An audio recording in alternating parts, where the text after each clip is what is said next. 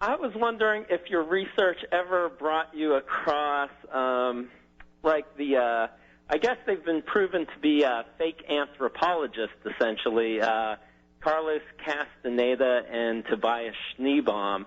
And to this day, they still claim these books are nonfiction. And I was wondering if you've ever kind of come across them, and if so, what part do they play in the whole kind of mind games that are going on in culture? Well, the mind game in culture that really started big time in the 50s, in fact, with the major sci-fi guidance getting released, it was followed up quickly by the New Age movement, especially when the Beatles broke out. That's really what kicked it off. And the whole idea, and this is from Freemasonry itself, by the way, they call it possibility thinking. The guys who introduced possibility thinking were all high Masons. And it was to get you into not seeing the world the way you saw it, but looking at all the possible things you could do to change or get for yourself, or whatever power, in other words. And out of that came a plethora of books to do with from New Age authors that suddenly appeared there, which could take you on almost LSD trips from cover to cover. And that, again, made everything that was fantastic seem possible.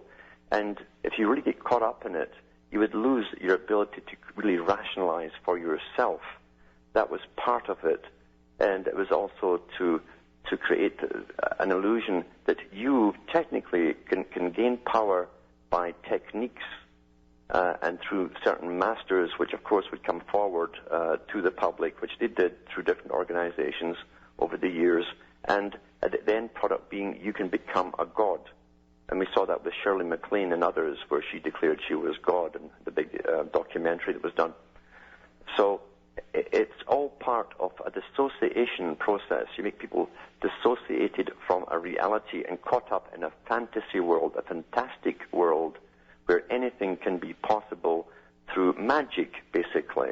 Now, if you look at what's been done to the public, they're using hard sciences here. They're not using human or other types of magic as far as we can see.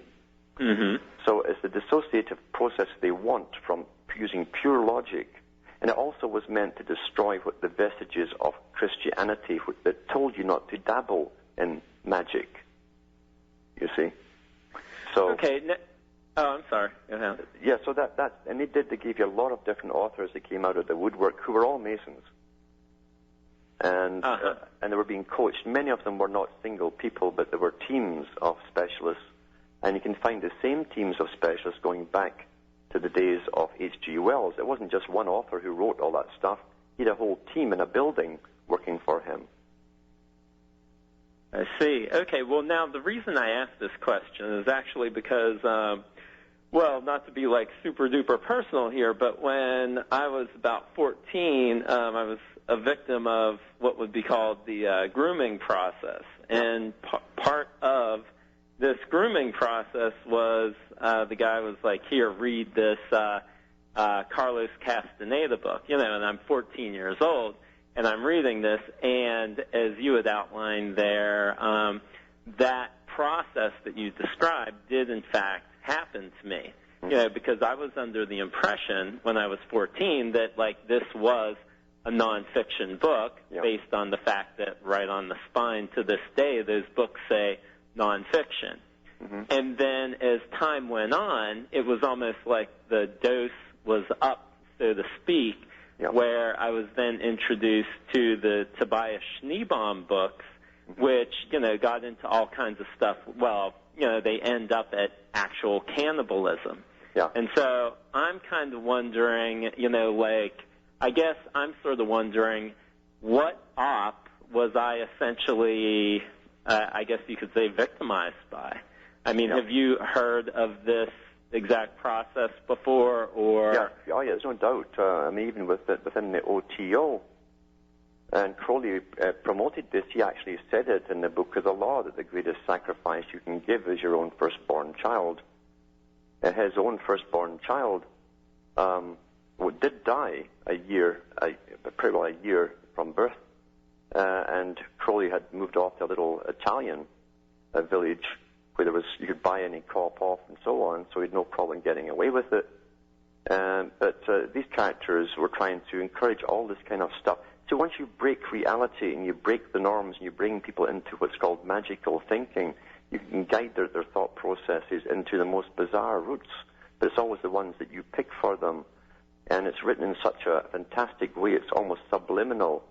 It picks stuff from the deep unconscious and the medulla oblongata area, the brain, where everything resides, and it pulls it to the fore. So really the sleepwalking state takes over you and into your conscious life, and you're hypnotic. You're going through a hypnotic stage. It could last for years. Yeah. Oh, wow. Okay, now, would you have any idea, like, why this... Hold on, and we'll do this after the break here. From California, about his own experiences in this whole New Age format, when he followed the Carlos Castaneda and others along the mystical journey, the magical mystery tour, as they called it, in higher levels. So, do you want to continue, Joel?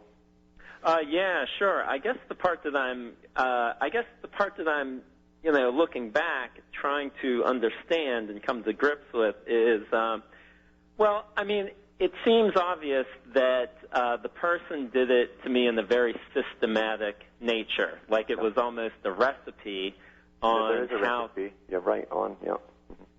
And, so I guess I'm trying to figure out, was this just one guy's way of getting his jollies, or was it, something that was like even more sinister? Was it, I guess, like, what is the, like, where would someone learn the mechanics of this?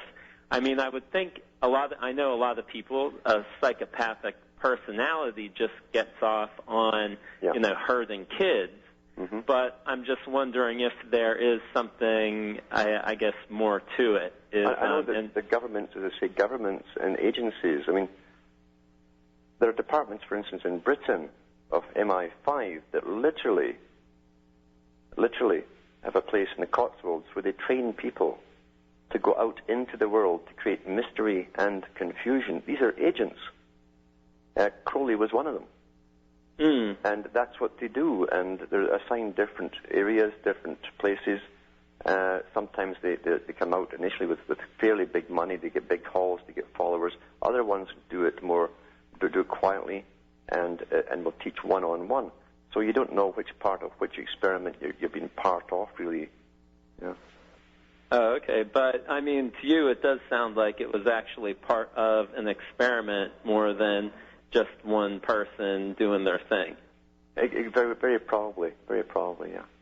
Okay, yeah, and I guess just wrapping up, you'd mentioned Crowley, and of course, I'm quite familiar with that. And one of the things that I don't hear people talking about too much was his first book, his Diary of a Drug Fiend. Yeah. And I was wondering what you made of. There was a part in there where it almost seemed, he basically explains the entire drug game. I guess the book was written in, 1919 or something like that? Mm-hmm. Yep. And he basically spells it all out. And I was just wondering, what was that all about? I mean, is that just them putting it in your face? Or they put it in your face, but it's also to intrigue you. Because even when they expose something, it can be so fascinating you might be tempted to try it. And they wanted to, and Huxley did too, The Doors of Perception, they wanted to get the public into drugs. Some of the present-day leaders that are put out there still do. They want you to go to South America and drink all these elixirs and have your various experiences. It's the same format, because maybe 1 out of every 3 people who do that will actually have an alteration, a physical, a permanent one too, of the brain. And they will have loss of affect, etc. And these are all parts of experiments as well. So they can actually buy... Remember, too, that Crowley was part of the whole thing. He told you to go to South America as well and try the drugs down there and have your godly experiences. They've all done the same thing down through the ages, and the present ones are still doing it, in fact. I see.